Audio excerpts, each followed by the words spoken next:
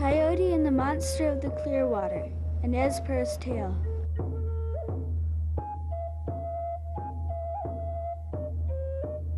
Illustrations and narration by students of Pat Tibbs, 3rd grade, 1990 through 1991. Corvallis Primary School, Corvallis, Montana.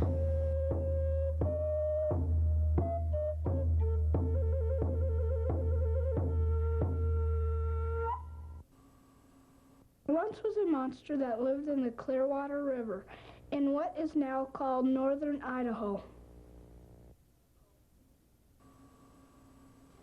The monster had swallowed so many of the ancient animal persons that more were inside its stomach than outside. The council sent Silver Salmon down the Clearwater, Snake, and Columbia rivers to ask Coyote for help. Now, Silver Salmon was a big fish. He could travel fast. That is why they sent him down to get Coyote. Coyote was a very smart fellow and full of tricks. Whenever he was called on for help, everything always turned out all right. Well, almost always.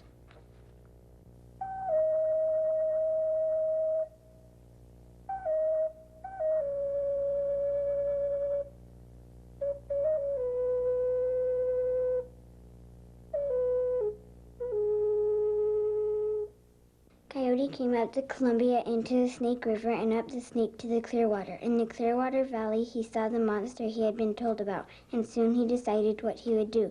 He would trick the monster into swallowing him. So he made a strong rope and climbed the highest peak in the wall of mountains.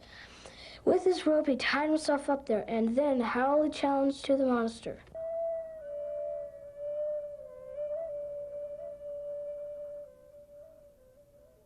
Coyote was so far away that he looked like a blade of grass on the mountaintop. The monster saw him, desired him, and drew a deep breath, but the thing he wanted did not move. Then the coyote, carrying his rope, crossed the Snake River to the Seven Devils Mountain. There he tied himself again, and again he howled a challenge to the monster.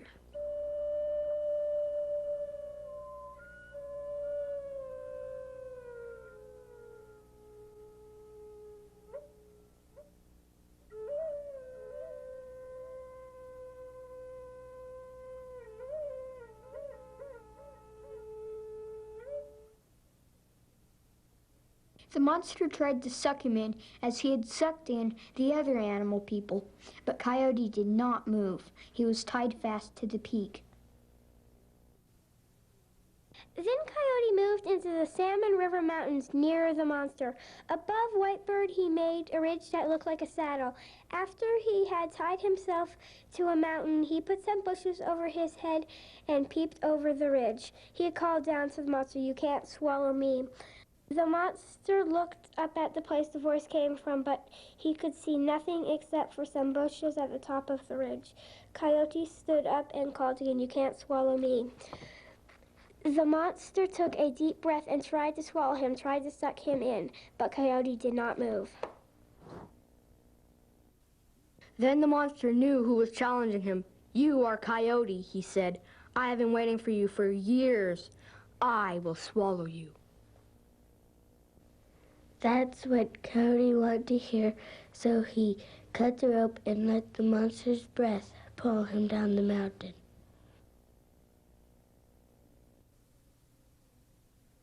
On the plateau near Greensville, he took some white paint out of his bag, pulled a rose bush, and poured the white paint in a hole where its roots had been.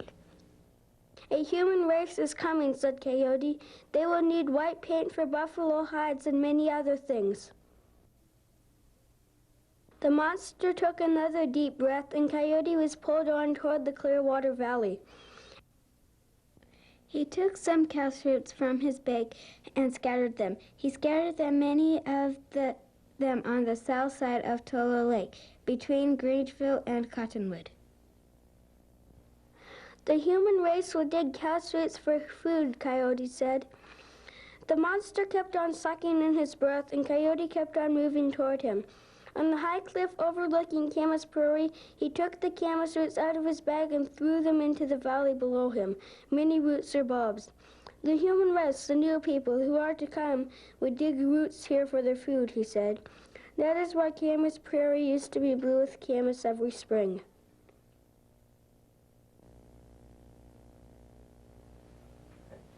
Closer and closer, Coyote was drawn to the monster, just as he wished to be.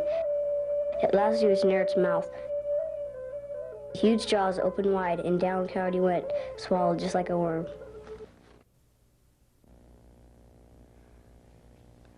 Inside, he met Rattlesnake. Rattlesnake became angry and tried to bite him. Coyote trampled on him and flattened his head. Grizzly Bear attacked him, but Coyote flattened his head.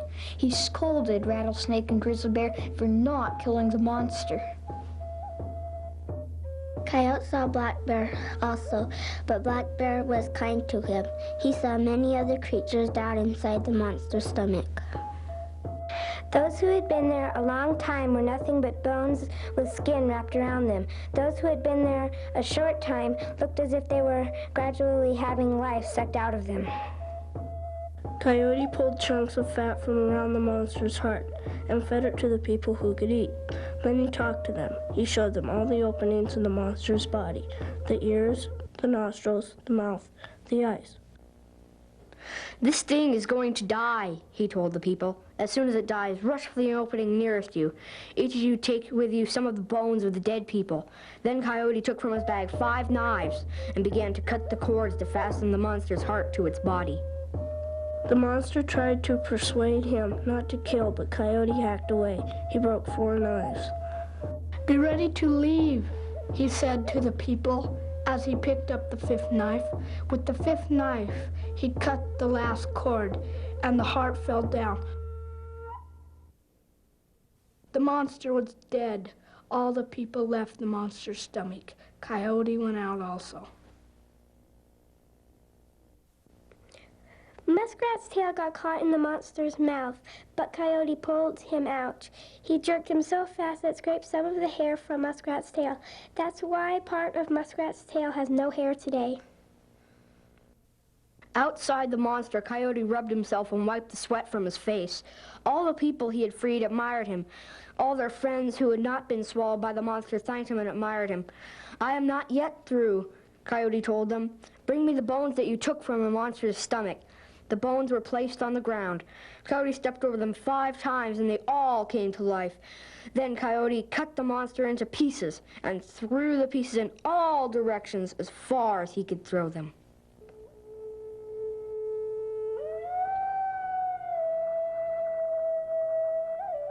His friend Cotch the fox stood watching him.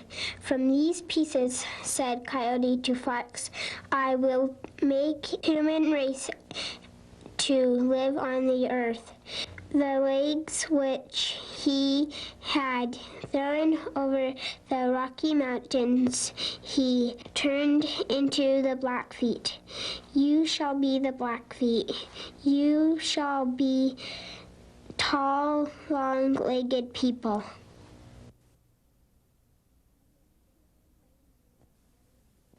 Of the scalp, Coyote made the Crow Indians. You shall be the Crow Indians. You shall be proud of your long hair. From other parts of the monster's flesh and bones, he made the Flatheads, the Bannocks, and the Sioux Indians, all the tribes. When he thought Coyote had finished, Fox asked, who is going to live in this country, the best country of all? Why didn't you tell me sooner? Replied Coyote. I would have saved some flesh for the people here. But bring me some water from the river. I will finish my work. This will be my greatest creation.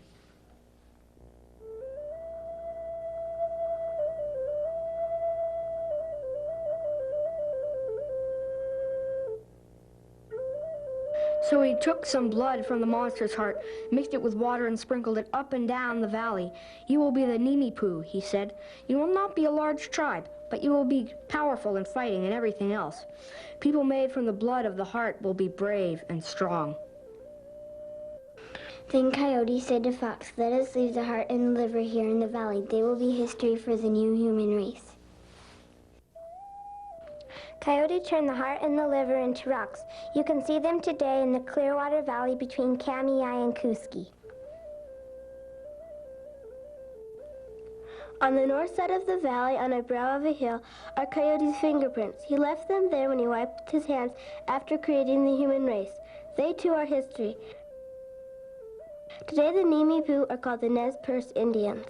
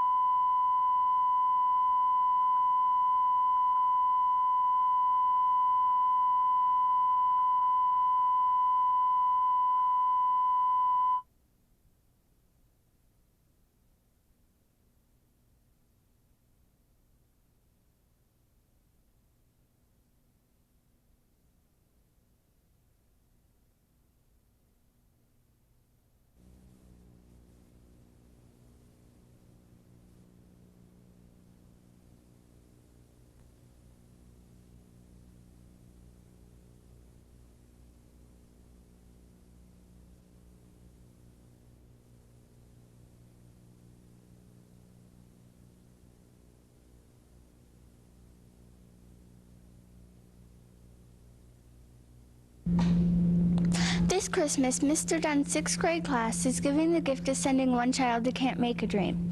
They are raising money by making wreaths and ornaments and selling them. They need to raise $500 by June 1st in order for this child to go to camp the summer of '96.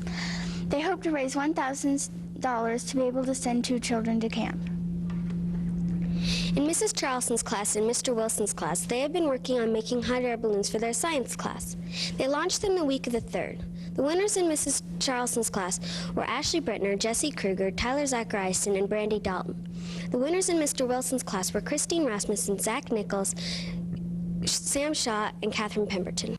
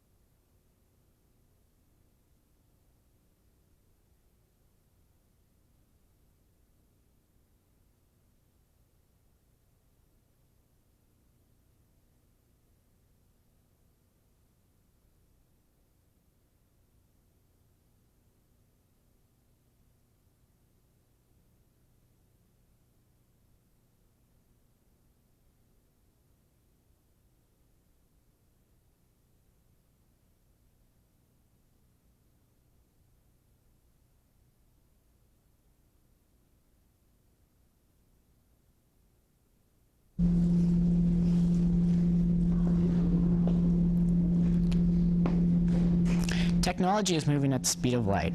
At this rate, young people are going to have this advancement to communicate with the outside world. That is why Rattlesnake Middle School has set up a multimedia class. It is set up as a working business and has everyone working together to keep it running smoothly. The class is working in partnership with these companies: U.S. Forest Service, Rocky Mountain Elk Foundation, Department of Public Work, Geographic Informational System, Backcountry Horsemen Association, and Montana Heritage.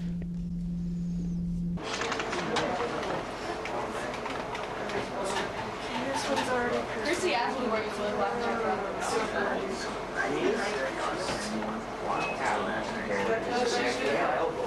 She's gonna go over there and like say bye.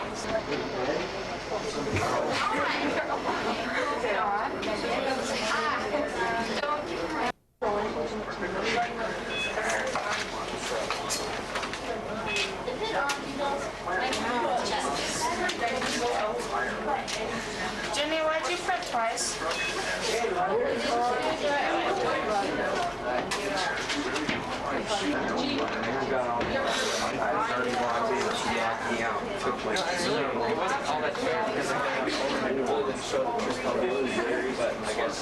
Jesse, this one picture. Is there only one?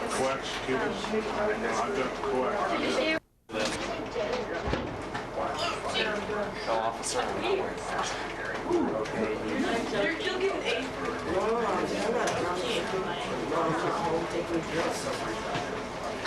Yes, you told me. Remember I told you about this? What? I told you about it. Who is? Did you get it at work? What did you get in your school?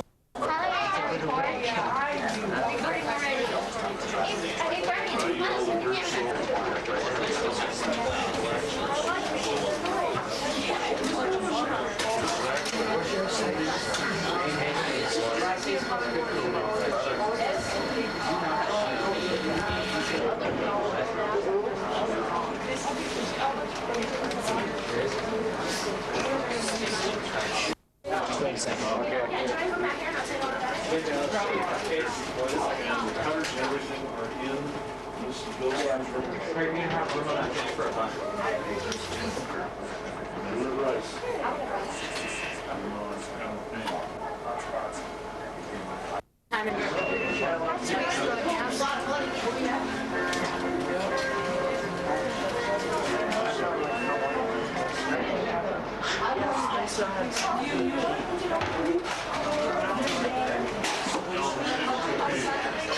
The critical part that I see is a process. These children need a process because technology is changing at such a rapid rate that we can't teach a product.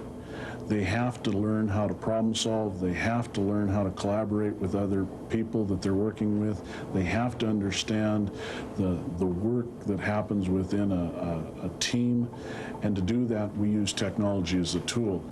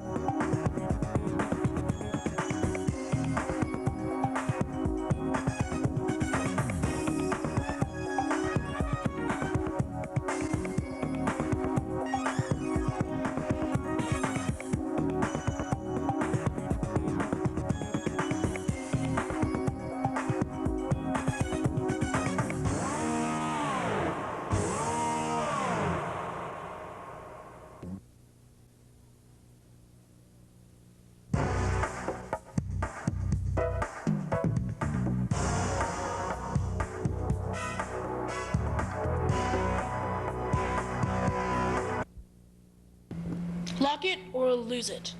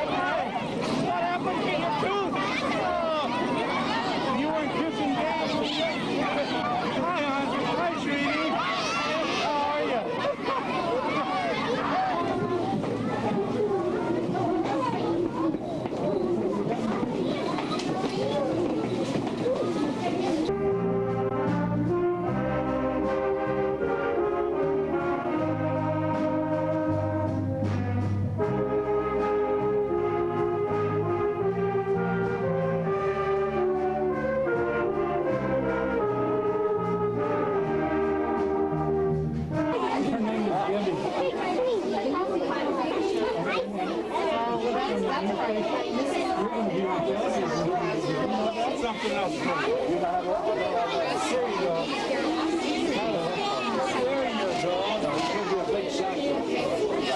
Watch where you're standing.